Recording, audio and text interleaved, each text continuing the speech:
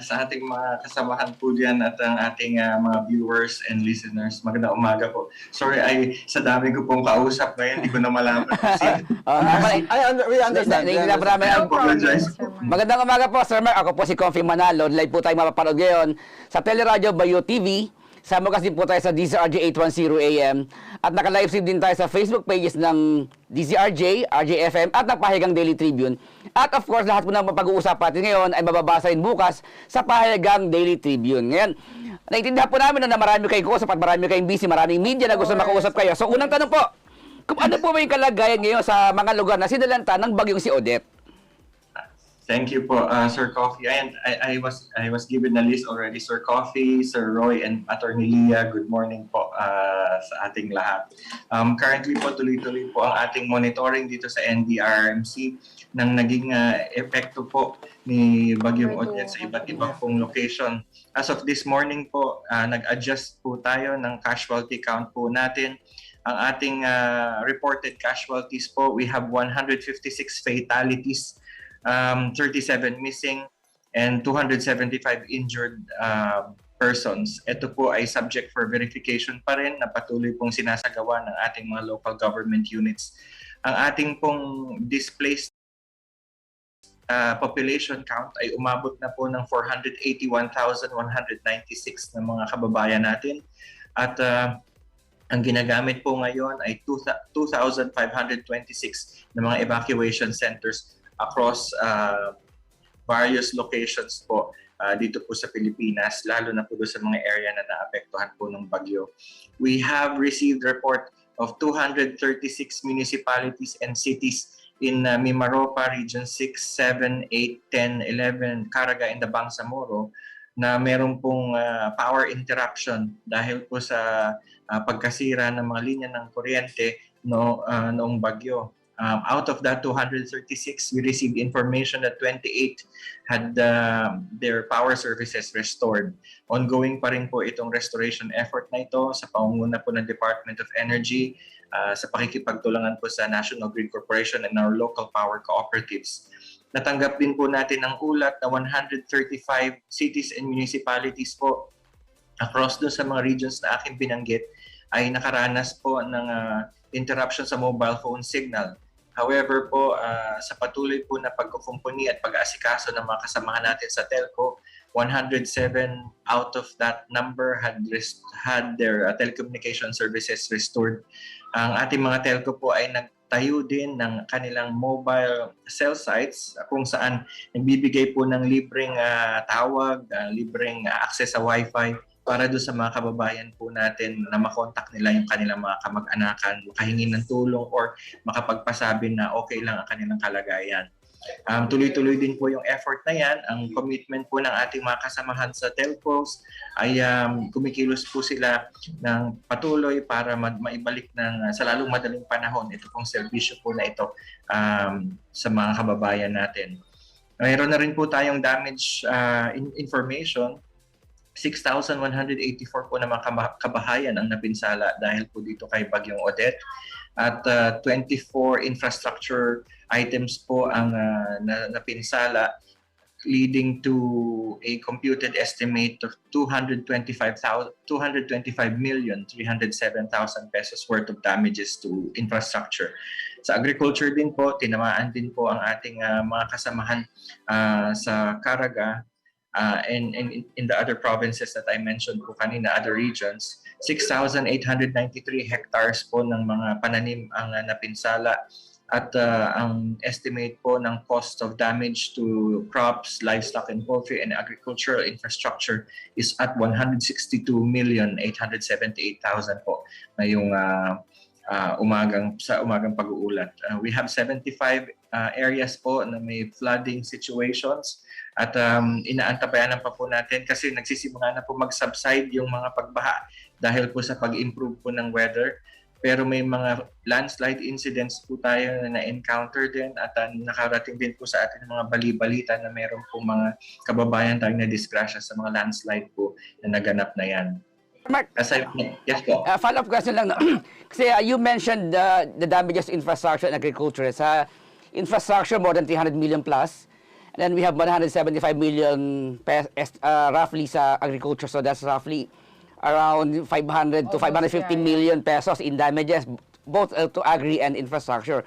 But the government, the administration has allocated 4 billion pesos for the rehabilitation of the Odette-hit area. So that means sobra-sobra yung pondong inallocate ng gobyerno para ma-rehabilitate itong mga naapektuhan ng Odette. Usually, masyado pa po maaga na sabihin natin na sobra, Sir Coffee, kasi magkakaroon pa po ng assessment. Ang damage po kasi na iniwan ni Odette ay medyo all-encompassing. Ika nga, it causes across various sectors, not just infrastructure as well as dito po sa ating agricultural sector.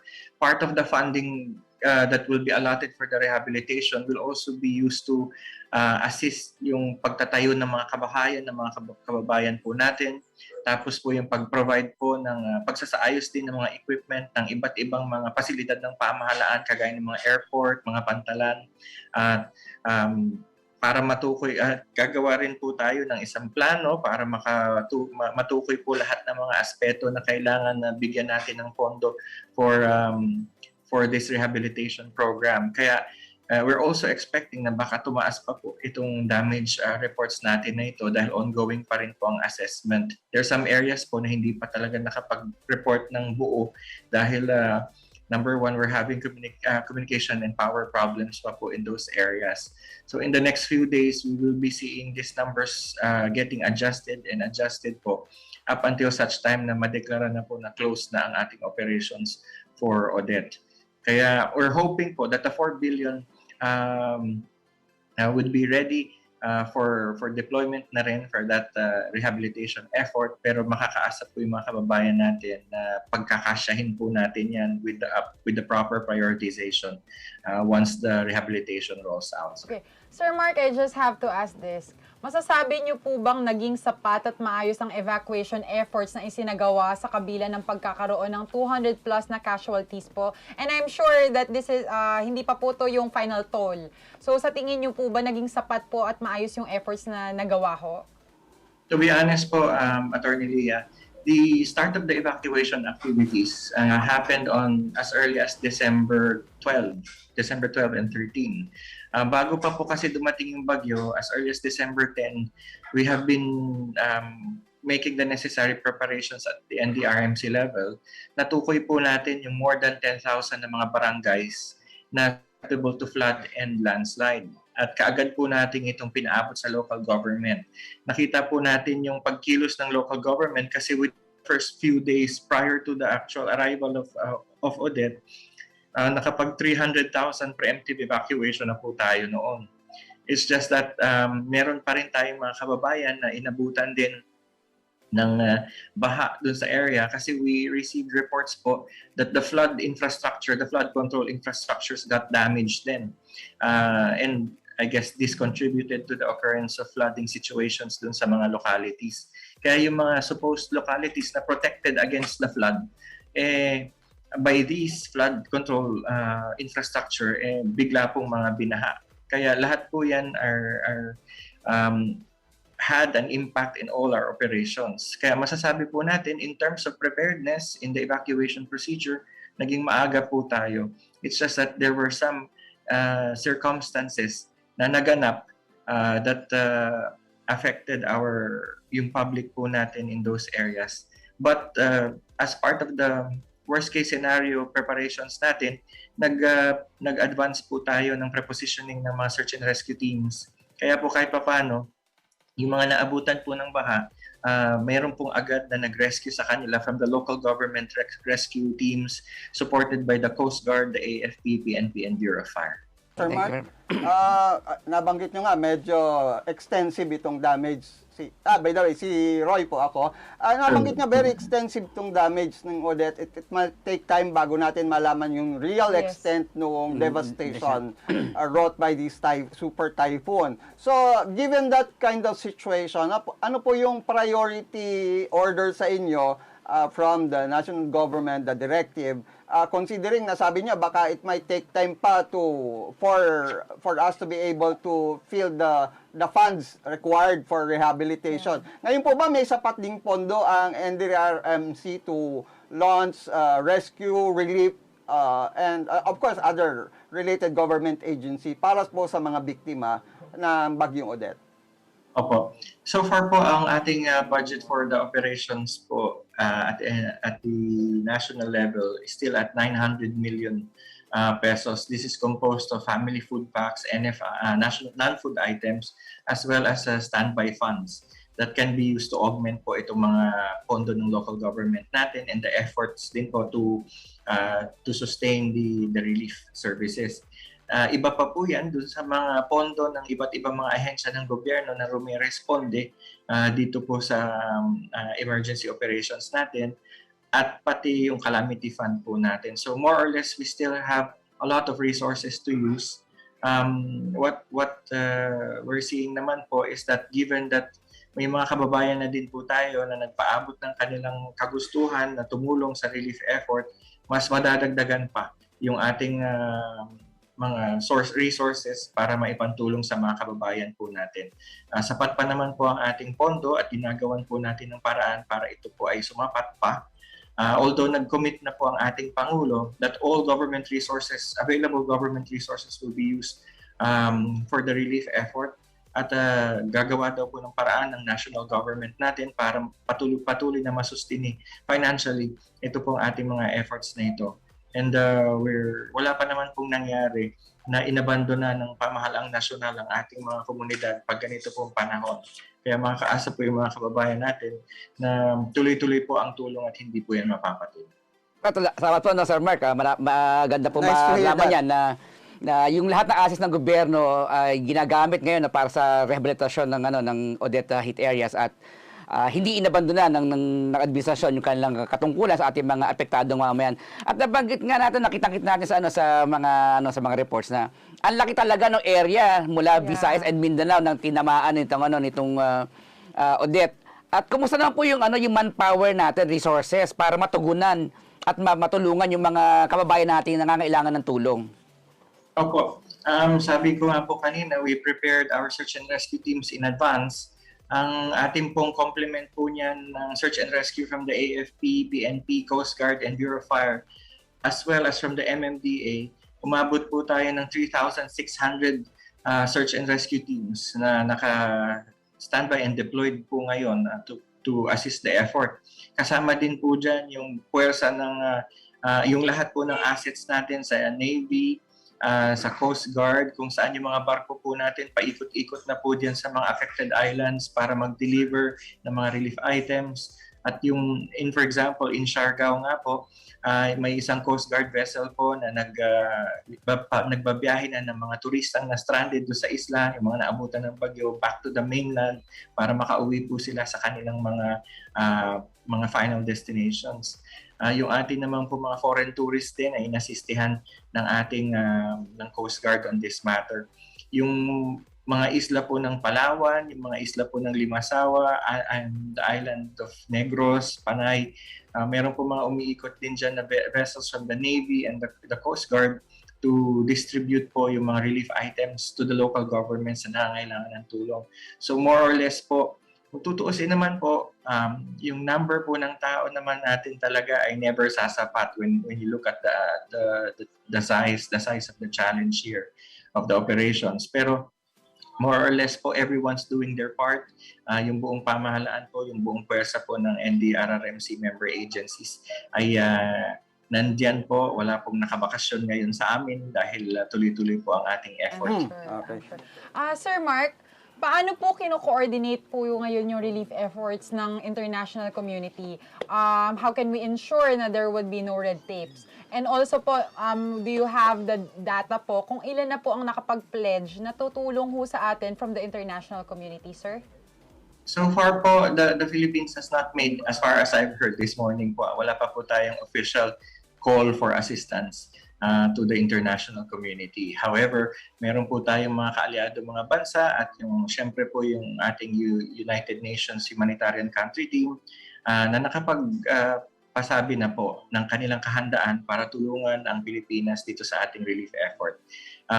So far po wala pa naman pong malakihang pagkilos na yan, but yung mga local supplies po nitong ating mga counterparts dito, umiikot na yung ating from the international community. Usually po pag ganyan na meron pong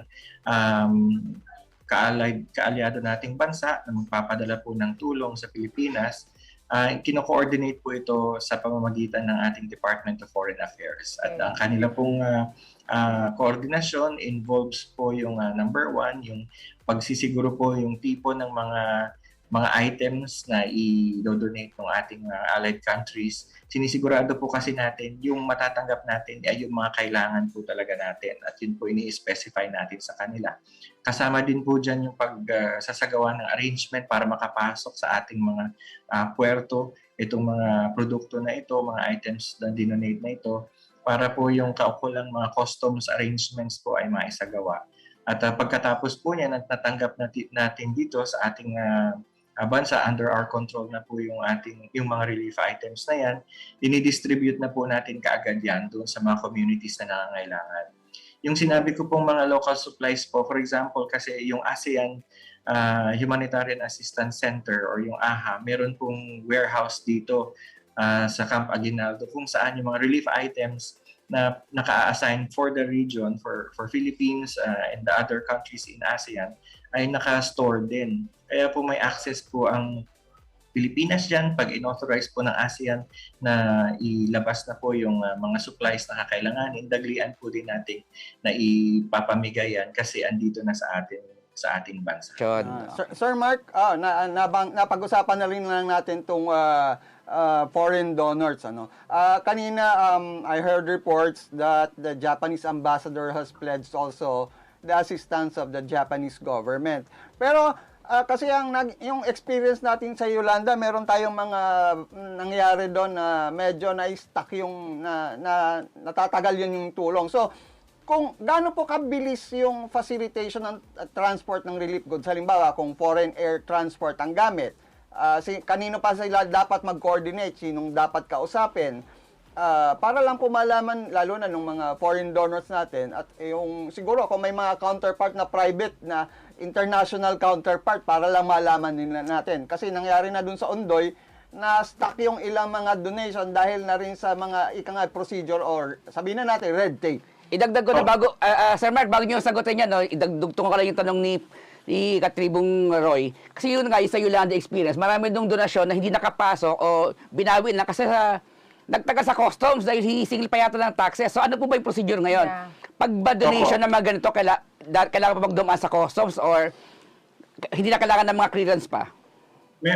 Sinisigurado din po kasi natin talaga yung tipo ng items na yan. At although as far as I've heard po, ang tingin ko po dito when it comes to taxation, parang ito po ay tulong na binigay ng ibang bansa sa Pilipinas. Parang hindi ko makita yung lohika na itatax pa natin. True.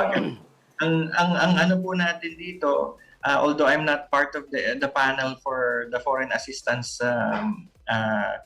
cluster dito sa atin sa NDRRMC, natutunan po natin ang leksyon niyan sa Yolanda na dapat po mabilis ang pagdating ng ating mga relief items. Hindi po natin bibigyan ng mga impediment pa po ito bago maibigay sa mga kababayan natin.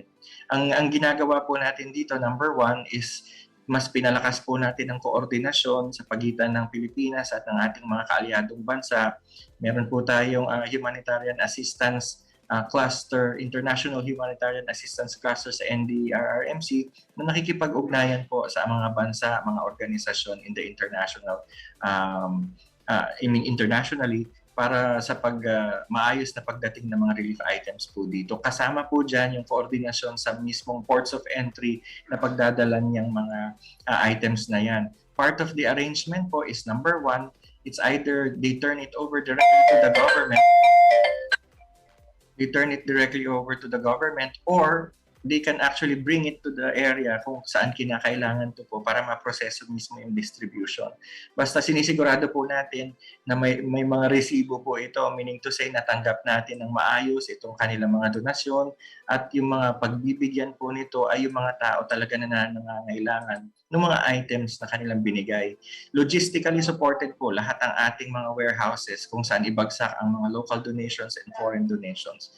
The reason for that is ayaw po nating maulit yung nangyari noon na may mga relief items na nasira habang binabiyahe, may nasira habang nasa storage dahil napakatagal na palang nandun na hindi na-account. Kaya akala siguro ng mga dati na wala palang ganon kaya nalimutan nila. But here in our end, in this development po, in the continuing development of our response arrangements, hindi na po tayo nagkakaganyan na napapanisan tayo ng mga relief, natatapos na yung mismong operations, hindi pa na ipapamigay yung mga support items na yan. Lahat po ito ay mas organisado na iniiwasan po natin yung mga nangyari noon.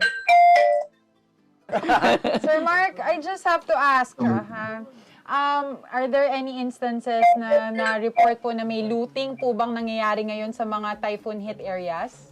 Natanggap po natin yung balita na may mga nangyayari pong ganyan in some areas. Kaya po mabilis na kumilos ang ating mga kasamahan sa Philippine National Police para ma-re-establish po yung ating peace and order situation po doon sa mga lugar na yon. Intindihan naman po ng ating mga mayors yung ganon nangyari kasi alam niyo naman po na nag-iikot ang mga tao tapos biglang may sirang tindahan na bukas yung na-access lahat ng mga produkto in storage. Kaya the temptation is there. Pero mahigpit po ang bilin ng ating mga kapulisan na hindi po ibig sabihin na may ganito, kalilimutan po natin yung kaayusan. Kaya sila po ay nakadeploy ngayon para panatilihin po yan. Sir Mark, ayan, naintindihan namin, mukhang marami ka ng tawag talaga. Pero ayan, kasi go to bilang reporter pag kami disaster na ito, ang lagi naming reflex action talaga agad pumunta sa website ng NDRRMC. But recently we find na medyo parang mas mahirap pumasok ngayon. Although mas maganda yung appearance, may mga graphics na ngayon. Pero parang medyo mas mahirap pumasok ngayon sa web. Siguro, mas mapapadali ang trabaho nyo kung mas magiging accessible sa mga panahon na ito yung website ng NDRRMC at yung ating mga situational reports. Updated sa ating datos. Actually po, ito po ang inaasikaso pa natin simula pa ng isang araw kasi sobrang dami po ng traffic ngayon online. This is affecting the services, online services din. Kaya po, I apologize for this. We hope you would bear with us as we continue fixing this item po on our end. Kaya po naman ito po sa atin sa public affairs ng NDRRMC OCD ay round the clock po tayo sa pagbibigay ng impormasyon sa ating mga kababayan para at least po to compensate na hindi kaagad-agad na-access yung data sa ating website. At dinidistribute din natin sa media yung ating mga information material, yung mga updates po natin para kahit papaano po hindi man agad makuha sa website ay maibigay po namin kaagad yung e-copies ng mga dokumento na yun. Okay, maraming salamat po, Sir Mark. Thank you very much. And I just want to say thank you also kasi kapag may ulan or may typhoons, nagte-text po talaga yung NDRRMC po sa amin. Nagigising ho kami lahat. So thank you very much for that. Mabuhay po at ingat po kayo. Keep safe din po. God bless you, Sir Mark. Salamat po. Salamat sa inyong serbisyo. Good morning. Salamat po. Yan.